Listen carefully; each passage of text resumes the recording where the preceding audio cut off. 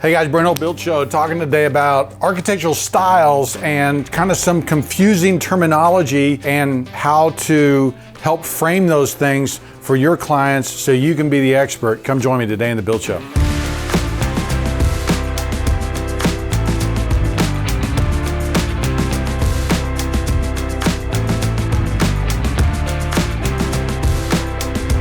So there's this whole concept of neoclassical, right? It's confusing and it confused me, but we don't want to talk about it in regards to Thistle Hill. Okay, now Thistle Hill is this historic building that we're redoing and fixing up and everything else. In the brochure, okay, or in their literature, they talked about it being Neo-Georgian, okay?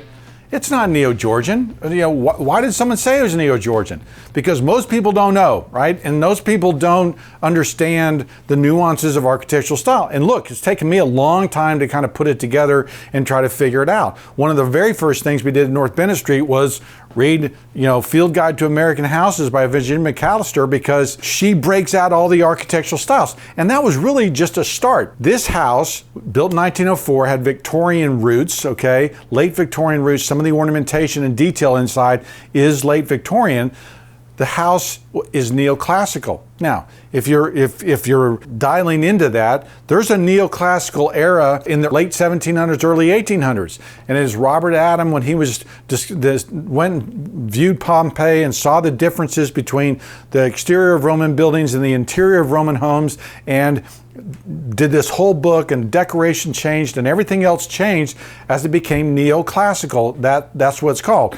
So fast forward, why do we call, Thistle Hill 1904 neoclassical? Why would I call it that? What happens is, if you look at architectural styles, you go from Georgian to Federal, okay, Federal to Greek Revival, and then the Industrial Revolution really hits home building, and home building changes quite a bit. The Romantic era going on, the cottages, enamored with the Romantic ideals, Gothic Revival things are going on, right? And then you get into the heavy Victorian. The heavy Victorian, kind of the McMansions of the 1800s, are done because they've got all these, wild, different materials that they've never been able to use before, like hardwood moldings, the turnings and the ornamentation that they're able to do because of the machine, and housings change quite a bit. I mean, to try to organize the look of a Victorian house like McFarland House with the columns and the details, and where's the entablature and where's the column and how did they organize this space, it's very confusing. Fast forward about 10 years into the early 1900s, and really, if you look at the career of McKean, Mead and White, okay, the architects in New York, from 1890 to 1910, when they were doing their great work, most of their stuff is classical, okay? So we would call that era neoclassical, because they've gone back to studying and doing those Roman buildings. I mean, McKean and White did 3 or 4 pantheons on college campuses. I think there's one at MIT, I think there's one at Columbia, and you look at SMU's campus and their pantheon type building right there, all done because of UVA. You're seeing all these, I'm jumping around, right? I'm moving around. That revival of the classical movement, we call again neoclassical. So the reason I'm calling Thistle Hill neoclassical is because of that temple front without a pediment, right? Those columns that boldly stick out, they've got a porch above. But if that had a pediment on it, that'd be, almost a Palladian type detail that he put the temple on the front of those buildings, right? So it's strongly neoclassical. Now, if you go inside and you look at the inside of the things, there's all those different rooms. There's some arts and crafts influences and things like that. But we know from the story, built in 1904, remodeled in 1910, there was a bunch of changes taking place. And so you don't go through the whole inside and go, oh, it's neoclassical. It's been changed, but the outside is neoclassical. So you have neoclassical at a couple different periods.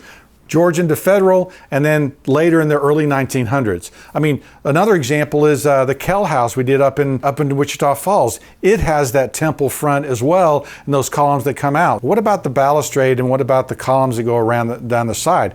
I think those are, kind of a late Victorian view of the classicism. The Victorians would have been very attracted to ornamentation. And you almost see two forms there. You see that very strong temple front piece that comes out, and then very playful things that are going around the side with all the columns and the frilly ornamentation and everything else. But I look at that as being very original, very appropriate for that time period, using classicism in the language of the late Victorian style, what would have been available in the pattern books, what would have been available for them to build with. And so it still works for me, right? I call that neoclassical. If I did that today, it wouldn't have that kind of playful Victorian twist. So realize that when you're playing around with neoclassical, okay, because we've used the word classical, everything's going back to the Greeks and Romans, okay? Everybody's going back to those classical traditions that we found there.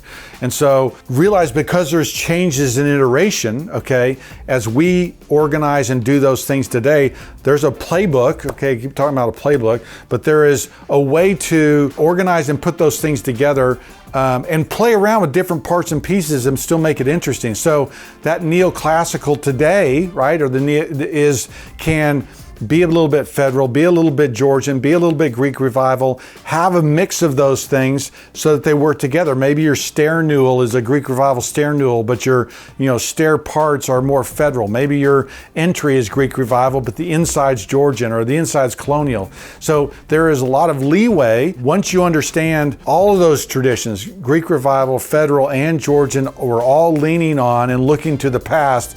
So when we bring all those things forward, we're able to use those full playbooks and really play around with some fun details so that we can get better moldings, better looking doors, better looking things, and still be, neoclassical, a new classicism for today. Because if you look at the classical system, it is a fluid, moldable system. I mean, none of those temples look the same, right? The different Greek, Romans, and temples all have a little twist or a little thing that makes them different. And so there is movability in this thing. It's not static. It's not, well, the column, I just did that column. There's a ton of different ways to do it. Ton of opportunity, really can make your projects better. Realize, guys, that part of your repertoire, okay, part of your understanding should be architectural styles and the understanding of how architectural styles change.